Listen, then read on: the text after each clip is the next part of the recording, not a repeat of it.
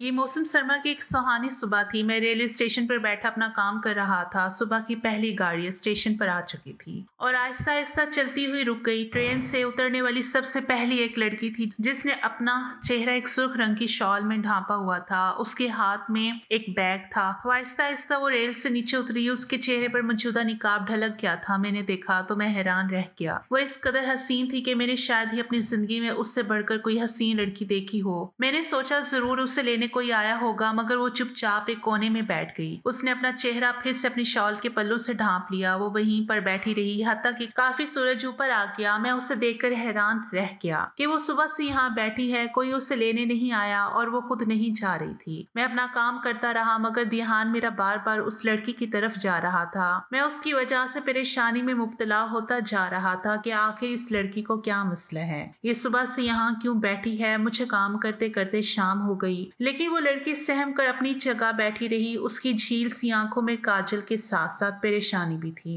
मैं फिर भी अपना काम करता रहा। शाम ढल चुकी थी तो मेरा तजस्सुस लड़की के बारे में बढ़ने लगा। मेरे जहन में बहुत से सवालात उठने लगे। क्या उसे यहाँ से कल सुबह की दूसरी गाड़ी पकड़नी थी क्या, इसलिए वो यहाँ बैठी हुई थी, या फिर अपनी यादाश्त खो चुकी थी, उससे अपने घर का रास्ता भूल गया था, या फिर यहाँ किसी से छुप कर बैठी है। यही बातें सोचते सोचते रात गहरी होती चली गई। सर्दी भी बढ़ गई थी। जरूर इस लड़की को भी सर्दी लग रही होगी। मैं हैरान था कि सुबह की वहां बैठी थी मगर उसने कुछ खाया ना पिया था। मुझे उस लड़की पर बहुत तरस आने लगा। उसकी तरफ से बहुत परेशानी भी हुई थी। मैं सोच रहा था कि जाकर मालूम करूं आखिर मसला क्या है, मगर मैं हिम्मत नहीं कर पा रहा था। रात के 10 बज रहे थे। जरूर उसे भूख भी लगी होगी। मेरा दिल चाहा कि मैं जाकर खाना ले आऊं और उसके आगे पेश कर दूं। क्या पता बेचारी के पास खाने लेने के पैसे भी ना हो, इसलिए सुबह से यहाँ बैठी हुई है। वो बस एक बार बैतुल खला गई थी, उसके अलावा वो इधर से नहीं हिली थी। वह ऐसी जगह बैठी थी कि लोग उसे नजरअंदाज कर दें। बिल आखिर मेरी हिम्मत की ओर चला गया। मैंने अपना गला खुंकार कर साफ किया तो वो मेरी जानिब मतवज्जा हो गई। मेरी इस हरकत पर उसने सर उठाकर मेरी जानिब देखा। मैं सुबह से आपको देख रहा हूँ, आप कुछ परेशान लग रही हैं। सुबह की पहली गाड़ी से आई थी। अब रात के 10 बज गए हैं। मैंने महसूस किया है कि आपने सुबह से खाना भी नहीं खाया। मुझे आपको देखकर परेशानी हो रही है। आप अकेली लड़की हैं और रात गहरी होती जा रही है। मुझे बताएं आपके साथ क्या मसला है, क्या मैं आपकी कोई मदद कर सकता हूँ। मैंने बहुत हिम्मत जमा की। मेरी बात सुनकर वो लड़की खौफजदा हो गई, जैसे मुझसे डर गई हो। जी नहीं, मुझे कोई मसला नहीं, आप यहाँ से चले जाएं। उसने सख्ती से कहा, लेकिन मैं आपकी मदद करना चाहता हूँ। मैंने फिर से कहा, जी नहीं, मुझे किसी की मदद नहीं चाहिए, आप यहाँ से चले जाएं। इस बार उसने काफी गुस्से से जवाब दिया। मैं मजबूर होकर वापस अपनी जगह पर आ गया। थोड़ी देर बाद मैंने एक चाइनीज की प्लेट खरीदी और उसके सामने जाकर बेंच पर रख दी। बिना कुछ बोले ही एक पानी की बोतल भी रख दी। थोड़ी देर बाद वो खाने को देखती रही, फिर उसने खाना शुरू कर दिया और पानी भी पिया। सर्दी की वजह से मुझे चाय पीने की तलब हुई। मैंने चाय के 2 कप खरीदे, एक अपने लिए और एक उसके लिए। खामोशी से चाय का कप भी जाकर उसके आगे बेंच पर रख दिया। इस बार भी उसने कोई बहस नहीं की और चुपचाप चाय का कप उठाकर पीने लगी। रात के 11 बज गए और फिर मेरे जाने का वक्त हो गया था, मगर दिल उस लड़की को अकेला छोड़कर जाने का नहीं कर रहा था। मैंने महसूस किया कि लड़की को भी मजीद परेशानी ने घेर लिया है। सर्दी बहुत बढ़ गई थी जिसकी वजह से यहाँ बैठना महाल था। मैंने एक बार फिर हिम्मत की और उसके पास चला गया। देखिए, आप मेरी बात का गुस्सा ना करें। रात के 12 बजे हैं। आप भी एक शरीफ लड़की लगती हैं। इस तरह आपका अकेला आधी रात को स्टेशन पर बैठना सही नहीं है। मेरे घर में मेरे साथ मेरी बूढ़ी दादी रहती हैं। आप प्लीज मेरे साथ घर चलिए, वहां रात बसर कर लें। मेरी दादी के साथ सो जाइएगा। मेरा ज़मीर इस बात को गवारा नहीं करता कि मैं आपको अकेला छोड़कर चला जाऊं। अगर मैंने आपको इस तरह तन्हा छोड़ दिया तो फिर सारी रात मुझे आपकी तरफ से धड़का लगा रहेगा, नींद भी नहीं आएगी। मैंने उससे कहा। इस बार उसने गुस्से से नहीं कहा। मैंने उसकी आंखों में बेबसी देख चुका था। मैं आप पर भरोसा कैसे कर लूं, क्या पता आप अकेले रहते हो, उसने अपनी आवाज से कहा। मैंने थोड़ा सोचा और फिर कहा, देखिए, उस वक्त आपके पास मुझ पर भरोसा करने के अलावा और कोई चारा नहीं है। मेरा घर यहाँ रेलवे स्टेशन के पास ही है और चंद कदम के फासले पर है। थोड़ी देर सोचने के बाद वो मेरे हमरा हो ली। मैंने उसका बैग उठाया। हम दोनों साथ चलने लगे। वो बेचारी सर्दी से कांप रही थी। मेरा छोटा सा घर आ गया। मैंने दरवाजा खोला और उसे दादी के कमरे में ले गया। मेरी दादी को वहां देखकर उसकी जान में जान आई। मेरी दादी सो चुकी थी। मैंने उसे दादी के साथ ही बिस्तर लगा कर दिया। आप यहाँ सो जाइए, उसने शुक्रिया कहा और सोने के लिए लेट गई। मैंने दादी और लड़की का कमरा बंद कर दिया और अपने कमरे में सोने चला गया, मगर मुझे नींद नहीं आ रही थी। मैं उस लड़की के मुतालिक सोचे जा रहा था। सोचते सोचते ना जाने कब मुझे नींद आ गई और मैं सो गया। सुबह जागा तो वो लड़की मुझे याद आ गई। मैंने देखा वो किचन में चाय बना रही थी। फजर की अजान हो रही थी। मुझे जल्दी जाना था। दादी अभी सो रही थी। उसने मुझे चाय बना कर दी और कहा मैं स्टेशन पर साथ ले जाऊं। वो कहने लगी मुझे स्टेशन जाना है। मैंने कहा आप स्टेशन जाकर क्या करेंगी? कहने लगी वहां मुझे कोई लेने के लिए आएगा। मैंने उसे तलाश करना है। मैंने बहस नहीं की और उसे स्टेशन ले गया। वो अपना बैग भी ले आई थी और उसी बेंच पर बैठ गई। मैं अपने काम में लग गया। वो इस तरह बैठी रही यहाँ तक कि दोपहर हो गई। मैंने उसे खाना लेकर दिया जिसे उसने चुपचाप खा लिया और मैंने उसे एक बार फिर कहा आप ऐसा करेंगे घर चलकर थोड़ा आराम कर लें। नहीं नहीं मैं नहीं चाहूंगी, उसने जवाब दिया। मैंने भी ज्यादा नहीं कहा। मैं वो आराम से बैठा था। एक तो वो मेरी नजर के सामने थी, दूसरी वो मुझसे बात भी कर रही थी। फिर बैठे बैठे शाम हो गई। मैंने 2 चाय के कप लिए और उसके पास चला गया। उसे चाय पेश की तो उसने ले ली। मैं भी उसके साथ ही बेंच पर बैठकर चाय पीने लगा। उसने कोई रद्द-ए-अमल जाहिर नहीं किया। अभी आखिर मैंने पूछ ही लिया कि आप किसके इंतजार में बैठी हैं? इतना वक्त हो गया, आखिर वो कौन है जिसका आपको इंतजार है? उसने मेरी आंखों में देखा, फिर चुप बैठी रही, कोई जवाब नहीं दिया। यूं ही रात हो गई। मैं जान चुका था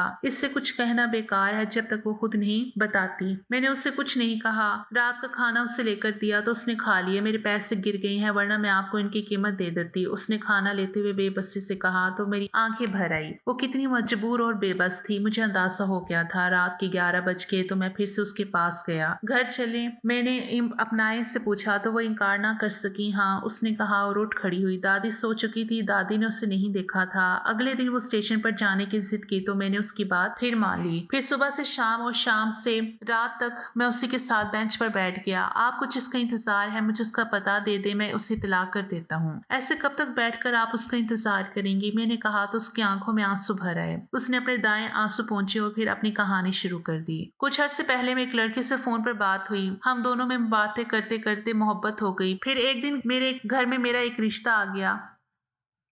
मेरे भाई मेरी शादी किसी मालदार बूढ़े आदमी से करने लगे थे। उस लड़के ने कहा कि हम दोनों भागकर निकाह कर लेते हैं। शहर में उसके दोस्त का घर है। हम निकाह के बाद कुछ अर्सा यहाँ इस दोस्त के घर पर रहेंगे, फिर अपना कोई बंदोबस्त कर लेंगे। वो लड़का मेरे शहर का था। मैं उससे मिली हूँ। वो अक्सर मेरे कॉलेज के बाहर खड़ा होता था। उसने कहा था कि वह उसी स्टेशन पर शाम की गाड़ी से आएगा। मैं सुबह की गाड़ी से आऊंगी और यहाँ बैठकर उसका इंतजार करूंगी। यही तय हुआ था। फिर मेरा पर्स कोई ले गया। मैं जब सो रही थी उसमें मेरा मोबाइल और पैसे थे। अब वो कल से नहीं आया। मुझे उसका नंबर भी याद नहीं। मेरे पास उससे राब्ते का कोई जरिया नहीं। उसने रोते हुए कहा अच्छा हो सकता है उसने आपको धोखा दिया हो। मैंने कहा नहीं नहीं ऐसा कैसे हो सकता है, वो मुझसे बेहद प्यार करता है, कभी धोखा नहीं दे सकता। अच्छा नाम क्या था आपका? मैंने पूछा नादिया और उसने मुझसे मेरा नाम पूछा इमरान। मैंने भी उससे अपना नाम बता दिया और फिर कहा आप घर चलें। वो भी उठ गई। आप वादा करें रोज मुझे यहाँ लेकर आएंगे। उसने कहा तो मैंने वादा कर लिया। इस तरह हफ्ता हो गया मगर वो लड़का ना आया। थक हार कर लड़की ने स्टेशन आना छोड़ दिया। मैं आपसे बहुत शर्मिंदा हूँ कि आप पर बोझ बन गई हूँ। वापस गई तो भाई जान से मार देंगे। उसने बेचारगी से कहा अरे नहीं जब तक आप चाहे रह सकती हैं। मैंने कहा दादी को बता दिया था कि ये एक बेसहारा लड़की है, दुनिया में इसका कोई नहीं है। दादी ने इस झूठी कहानी पर यकीन कर लिया। मैं रात को घर वापस आया तो नादिया बाहर बरामदे में बैठी मिली। शायद परेशानी की वजह से उसे नींद नहीं आई थी। मैं उसके साथ बैठ गया। हम दोनों देर तक बातें करते रहे। मैं सोच रही हूँ कि मैं अपने भाइयों के पास चली जाऊँ। आखिर कब तक यहाँ रहूंगी? एक रात नादिया ने मायूस होकर कहा। मैंने कहा कि तुमने तो कहा था कि तुम्हारे भाई तुम्हें जान से मार देंगे। वो कहने लगी मेरे पास इसके अलावा कोई चारा नहीं। मैं देख रहा था चांदनी रात में उसका चेहरा चांद की तरह रोशन था। बस वो एक पल था, मुझे उससे मोहब्बत हो गई। उसके यहाँ से जाने का ख्याल मेरे लिए सुहाने रूह था। दिल करता मैं उसे रोक लूं मगर किस रिश्ते से। उस दिन मैंने इरादा कर लिया मैं उसी से इजहार मोहब्बत कर दूंगा और निकाह की पेशकश करूंगा। उसने कबूल कर लिया तो ठीक, वरना वो मेरी तरफ से आजाद थी। मैं उसे रोक नहीं सकता था। अगली रात जब मैं घर वापस आया तो वो इसी तरह बरामदे में बैठी चांद को देख रही थी। मैंने कहा मुझे आपसे जरूरी बात करनी है। कहने लगी आपको मुझसे बात करने की इजाजत मांगने की कोई जरूरत नहीं, आप मेरे अजीज हैं। मैंने कहा मुझे खौफ है कि आप मेरी बात से नाराज न हो जाएं। कहने लगी नहीं नहीं आपने मुझ पर बहुत एहसान किया है, मैं अब आपसे कभी नाराज नहीं हो सकती, बल्कि आप जैसे अच्छे इंसान से कोई भी नाराज नहीं हो सकता। मैंने झट से कह दिया कि मुझे आपसे मोहब्बत हो गई है। मैं आपको अपनी जिंदगी में जायज तरीके से शामिल करना चाहता हूँ। मैं आपसे निकाह करना चाहता हूँ। क्या आप मुझसे शादी करेंगी? मैंने कोई तहमीद भी ना बांधी, एकदम से कह कर दिया तो वह हैरान रह गई। मैंने देखा उसकी आंखें चमक उठी थी, फिर उसने नजर झुका ली और मुस्कुरा दी। मैं आपका यह एहसान सारी जिंदगी नहीं भूलूंगी। मैं भी सोच रही थी कि उस शख्स ने मुझे धोखा दिया है जिसकी खातिर मैंने इतना बड़ा कदम उठाया। फिर मुझे आपका ख्याल आया, अगर आप जैसा शरीफ और नफ्स इंसान मेरा साथी बन जाए तो मेरी जिंदगी जन्नत बन जाएगी। आपका साथ मेरे लिए खुशी का बाइस होगा। उसने कहा तो मैं खिल उठा। ठीक है, मैं कल ही निकाह का बंदोबस्त करता हूँ। मुझे बहुत जल्दी थी कि कहीं उसका इरादा बदल ना जाए। एक पल मुझे लगा जैसे मेरी जिंदगी हसीन हो गई। मैं रात को सो गया, सुबह के लिए बहुत पुरजोश था। मैं सुबह सवेरे काम पर गया। मैंने देखा सुबह की गाड़ी आकर रुकी है। वहां से एक खूबरू नौजवान उतरा। उसके सर और हाथों में पट्टी बंधी हुई थी। लग रहा था उसका कोई हादसा हो गया है। मैं उसके बिल्कुल सामने था। वो चलता हुआ सीधा मेरे पास आया। आप रोज यहाँ पर मौजूद होते हैं? उसने मुझसे सवाल किया। जी हाँ, मैं रोज यहाँ आता हूँ, मेरा सारा दिन यहीं गुजरता है। रात को घर वापस जाता हूँ, मैंने जवाब दिया। फिर उसने एक तस्वीर मेरे सामने लाते हुए कहा, आपने इस लड़की को कहीं देखा है? मैं तस्वीर देखकर हैरान रह गया। वो तो नादिया ही थी। मैं सारा किस्सा समझ गया। उसकी हालत देखकर मुझे अंदाजा हो गया कि वो हादसे की वजह से नादिया तक बर वक्त नहीं पहुंच सका। अब जब वो ठीक हुआ तो उसे लेने आ गया। मैं सोच में पड़ गया। जो दुनिया मुझे रंगीन लग रही थी उससे एक पल में अंधेरी हो गई। नादिया को किसी और के हवाले करने का तस्वुर भी मेरे लिए जानलेवा था। मैं उसी वक्त खुदगर्ज हो गया और सोचा मैं नादिया को हरगिज उस शख्स के हवाले नहीं कर सकता।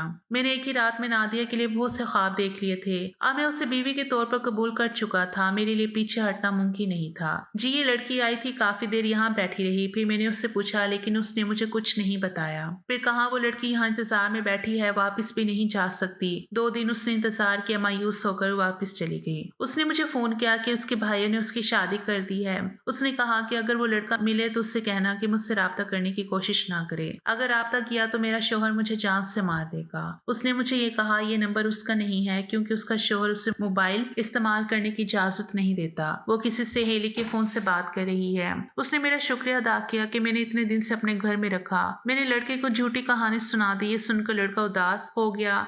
मैं वही लड़का हूँ जिसकी खातिर वो घर छोड़कर आई थी।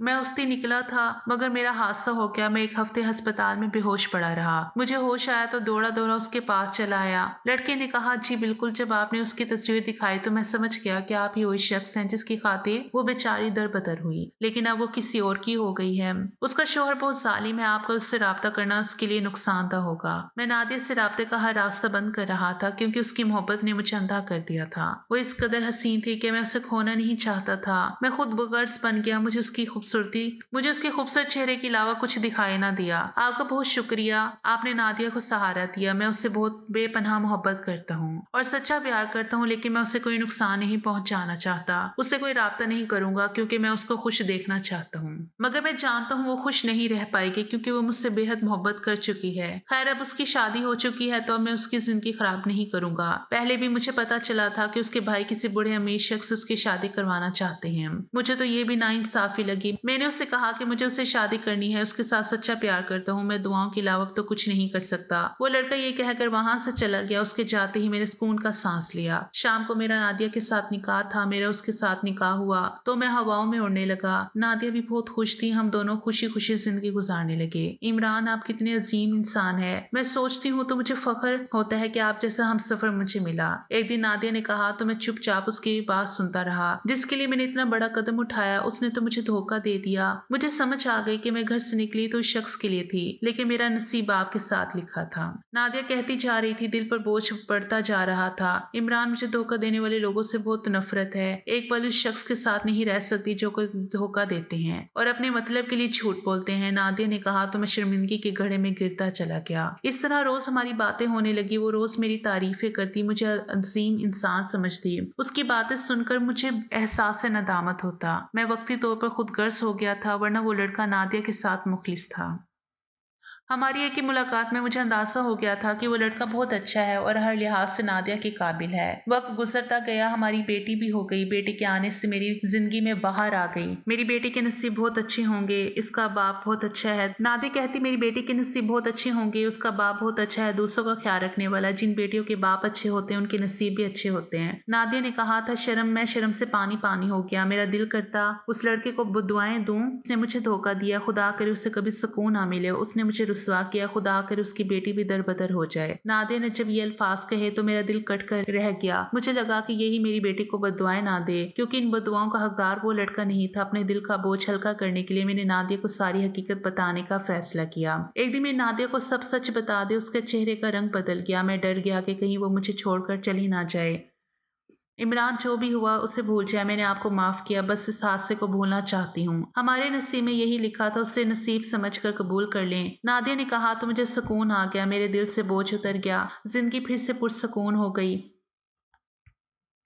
काफ़ी महीनों के बाद मैंने नादिया में कुछ तब्दीलियां महसूस की थी। वो आधी रात को उठकर मोबाइल लेकर बाहर चली जाती। मुझे लगता वो सारी रात किसी से फ़ोन पर छुपकर बातें करती है, मगर मैंने सोचा वो मुझे धोखा नहीं देगी। फिर कुछ अरसे बाद मुझे महसूस हुआ कि कोई मेरे घर आता है। नादिया की हरकत मेरे लिए मशकूक हो रही थी। एक दिन मैंने फैसला कर लिया, उसे रंगे हाथों पकड़ूंगा। इस इरादे से मैंने नादिया से कहा कि मैं 2 दिन के लिए शहर से बाहर जा रहा हूँ। मेरे किसी अजीज का इंतकाल हो गया, मेरा जाना बहुत जरूरी है। ये कहकर मैं रेलवे स्टेशन पर आ गया। मैंने नादिया से झूठ बोला था। फिर मैं अपने ही घर के दरवाजे के बाहर बैठा, ये देखने के लिए कि मेरी मौजूदगी में मेरे घर कौन आता है।